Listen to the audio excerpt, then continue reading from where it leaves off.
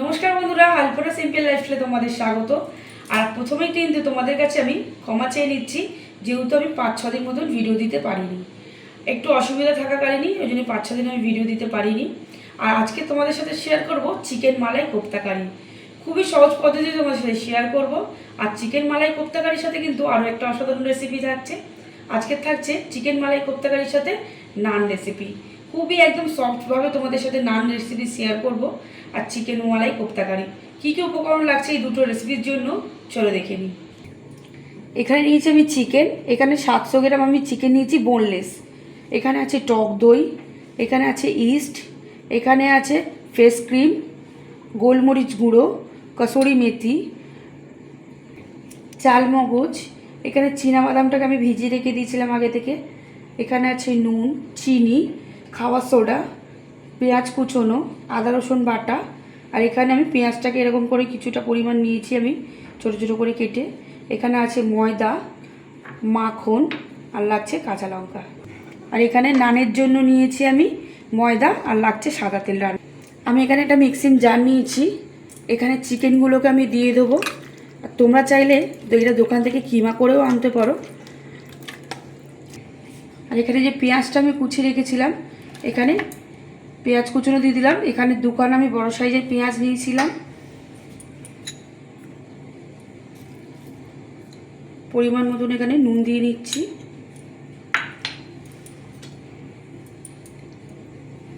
এক চামচ মতন আদা রসুন বাটা দিয়ে দিলাম।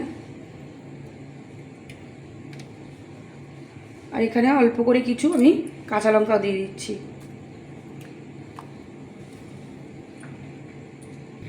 এটা আমি ভালো করে একদম মিহি করে বেটে নেবো। চিকেনটাকে আমি একদম দেখো মিহি করে বেটে নিয়েছি। এবার এখানে চালমগজ যেটা ভিজিয়ে রেখেছি, চালমগজ আর চীনাবাদামটাকেও আমি একসাথে ভালো করে বেটে নেবো। বেটে নিয়েছি একেবারে। এবার এখানে আমি টক দইটা আমি নিয়ে নিচ্ছি।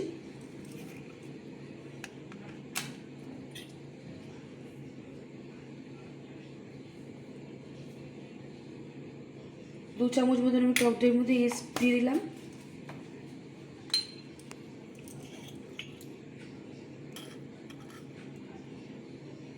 খুব সামান্য পরিমাণের এখানে খাওয়া সোডা দিয়ে দিচ্ছি। টক দইটার সাথে ইস্টটাকে ভালো করে মিক্স করে দেবো। আস্তে আস্তে কিন্তু টক দইটাকে ইস্ট দেওয়ার পরে এটা কিন্তু আস্তে আস্তে ফুলে উঠছে। এবার এর মধ্যে 1 চামচ মতন চিনি দিয়ে দিচ্ছি।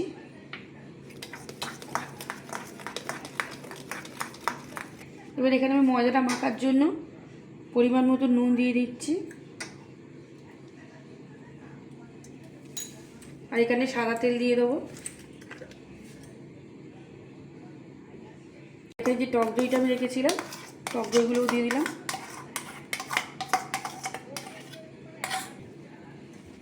ভালো করে এবার ময়দার সাথে একসাথে মিক্স করে দেবো। দিয়ে এখানে আমি অল্প অল্প করে আমি ওই ইস্টের বাটির মধ্যে আমি জলটা নিয়েছি।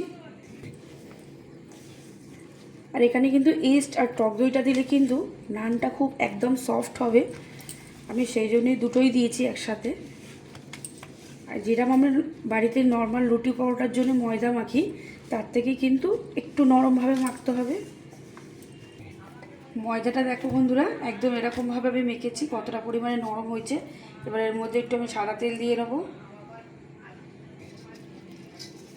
একটু সাদা তেল দিয়ে আমি এরকম করে একটু ভালো করে মেখে এটা রেখে দিচ্ছি। এটা আমি একটু রেস্টে রেখে দেবো। এটা আমি 1 ঘন্টা মতন রেস্টে ঢাকা দিয়ে রেখে দেবো। এখানে ময়দা দিয়ে দিচ্ছি, 3 চামচ মতো ময়দা দিলাম।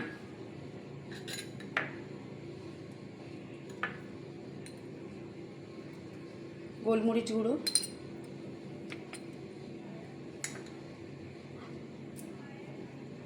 পরিমাণ মতো নুন,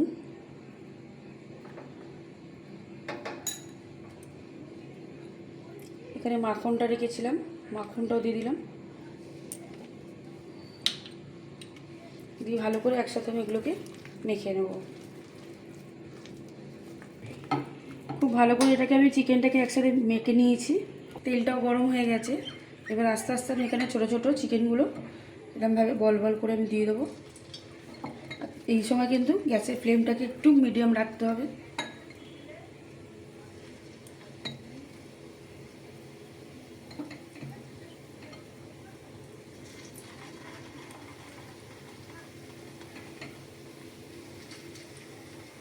এবার আমি একটা একটা করে আস্তে আস্তে করে উল্টে দেবো।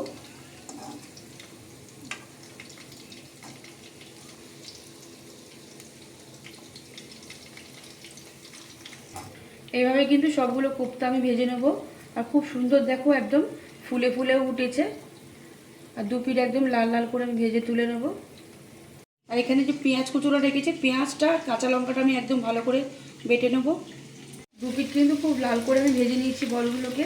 এবার আমি এগুলো তুলে নেব। সবগুলো আমি একেবারে ভেজে নিয়েছি। এবার ওই তেলের মধ্যে আমি পেঁয়াজ বাটাটাকে দিয়ে দেবো। পেঁয়াজ আর কাঁচা লঙ্কা বাটাটাকে প্রথমে আমি দিয়ে দেবো।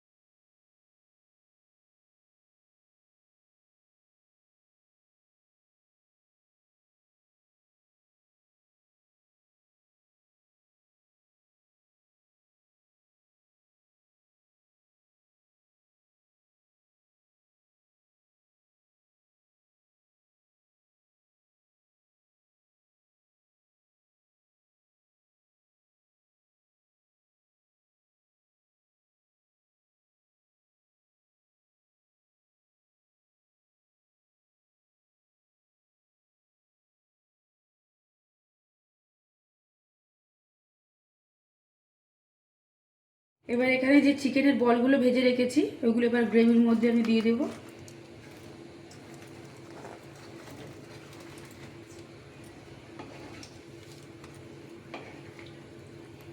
ভালো করে এখানে আমি মিক্স করে দেবো। আর এখানে যে কাসুরি মেথিটা রেখেছি, কাসুরি মেথিটাকেও দিয়ে দিচ্ছি। এবার এটাকে একটু ফুটিয়ে নেবো ভালো করে। এবার এর ওপর থেকে ফেস ক্রিমটা রেখেছি, ফেস ক্রিমটা দিয়ে দেবো।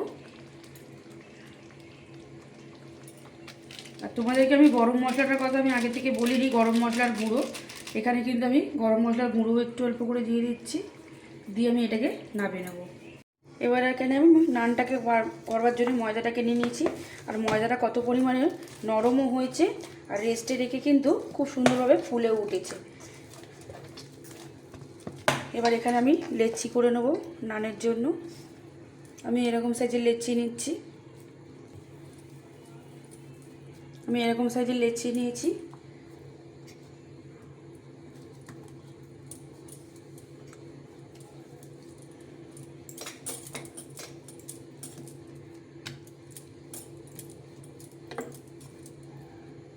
আমি কিন্তু এরকম ডিমের মতন করে করে একটুখানি বেলে নেবো, একটু লম্বাটে টাইপের।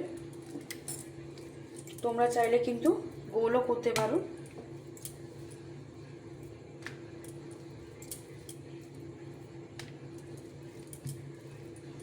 আর হাত দিয়ে কিন্তু এরকম একটা সুন্দরভাবে একটু ডিমের মতন আমি সেবও দিয়ে নিয়েছি। আর এখানে আমি চাটু বসিয়ে দিয়েছি নানটাকে ভাজবার জন্য। আমি এবারে চাটুর মধ্যে দিয়ে দেবো। এখানে কিন্তু গ্যাসের ফ্লেমটা আমি একদম লো করে রেখে দিয়েছি। আর এখানে আমি একটু ঢাকা দিয়ে দেবো। এটা ঢাকা দিয়ে কিন্তু ভাজলে খুব সুন্দরভাবে নানটা একদম সফটও হবে আর নরমও হবে, ফুলে উঠবে। ওরমভাবে কিন্তু আমি আরও একটা বেলে দেখিয়ে দেবো।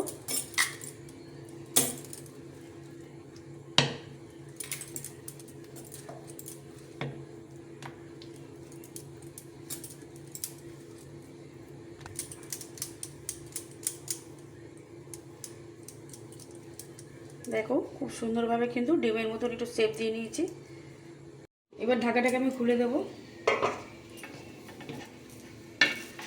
আস্তে আস্তে কিন্তু আমি আরেক পিঠ উল্টে দিচ্ছি। দিঘানে আমি আরও ঢাকা দিতে দেবো। আমি আবার ঢাকাটাকে খুলে নেবো। দেখো বন্ধুরা কি সুন্দর ফুলে উঠেছে নানটা। এবার এখানে আমি অল্প করে সাদা তেল দিয়ে দিচ্ছি। তোমরা কিন্তু সাদা তেলের পরিবর্তে এখানে মাখনও দিতে পারো।